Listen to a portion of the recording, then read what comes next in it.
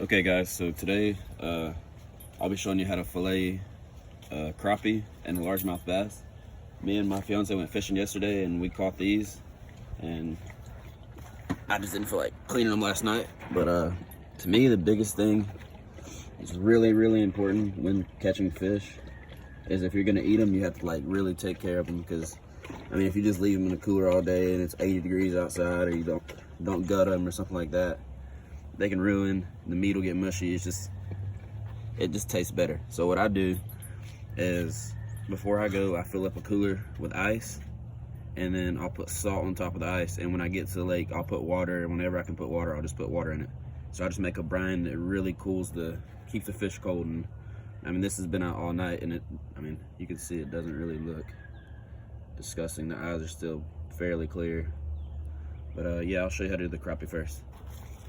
So what you're gonna do is just gonna take the knife, and the way I fillet him, I start up at his head, make one poke, and go right in, and just follow along this backbone. Kind of angle your knife down, that way you're not missing a whole lot of meat. Take it all the way down to the tail. When you get back to the tail, go over that backbone and go down, angle it down, and just cut your way down. It's pretty much the way I do it. And then when you keep doing this, you'll find his rib bones. And crappie have a lot of belly meat that I guess some people overlook, but I mean, I like to get it. And that's it right there. And then what I'll do on his head is I'll come right here. I'll put my finger up under this gill and just hold it still. That way I don't slip and cut myself, and make one angled cut toward his head. And that's about the end product you'll get. And yeah, I know I left a little meat on here, but I mean, it's not bad. So I'm gonna knock this side out real quick. But we caught these, it was freezing yesterday. We went to a little pond that we knew that we had permission at, and we caught these crappie and these bass right off the same spot using crappie minnows.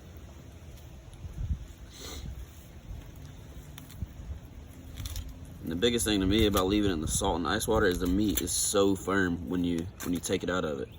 Because if any of you know, if you left crappie in a cooler all day in the summertime, their meat is so mushy and it has kind of a yellow tint to it, and it just, to me, I don't really like it that way.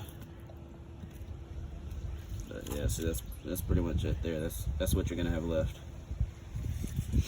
Now, moving on to the bass.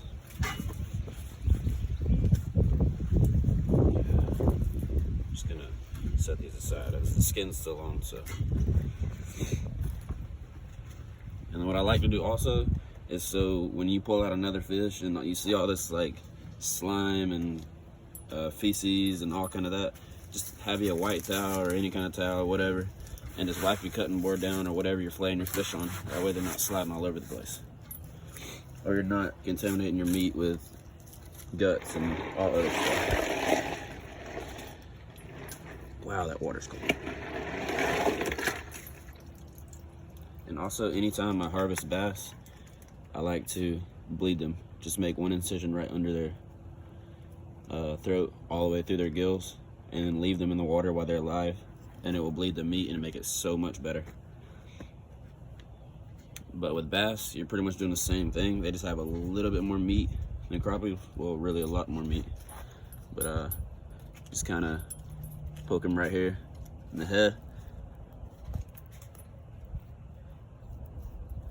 Find that backbone and just follow that meat and follow that backbone all the way down.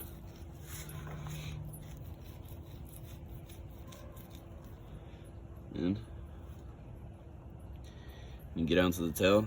You can poke all the way through, but I like to just keep following the backbone all the way down to the tail, to where then I could raise this side of the fillet up, because he has a backbone running right there. His spine is running right down through here, and he has meat on the bottom side, just a little bit under on both sides. So I like to fillet down to here, flip it up, angle my knife down, and get the rest of the meat on this side.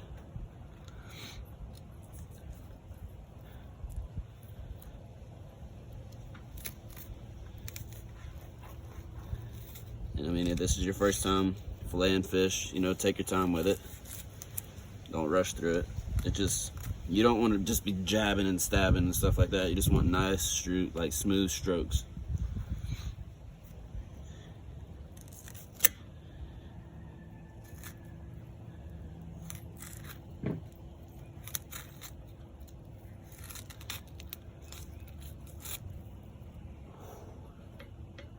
It's cold.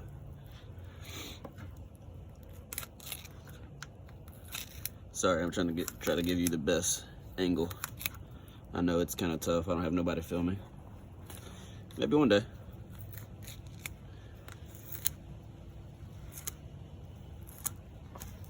Okay, and then like we did on the crappie, take your finger, put it behind the gill, just like that. Make an angled cut toward his head, and you can even go up, and you don't miss any of that meat. This one wasn't my best fillet, but the meat's still kind of frozen from the ice water. And that's what the bass looks like when you get in a fillet in it. Everyone thinks the bass is so nasty, yellow meat. I mean, comparing it to crappie, it's not that bad. And see, there would be a real deep bloodline on this backside when I take the skin off the fillet, and it'd be a real deep red color running through it sometimes. And I mean, generally the bigger the bass, the deeper the bloodline, or the more like bigger it is. But since I bled it, I mean, literally there's minimal to zero blood in it. So that's just the way I like doing that. But yeah, I know this has been a long video, but I appreciate you guys for watching. If you want to see how I cook these fish, then like it up and give me enough inspiration to do it. But once again, thank you guys, and I'll see you on the next one.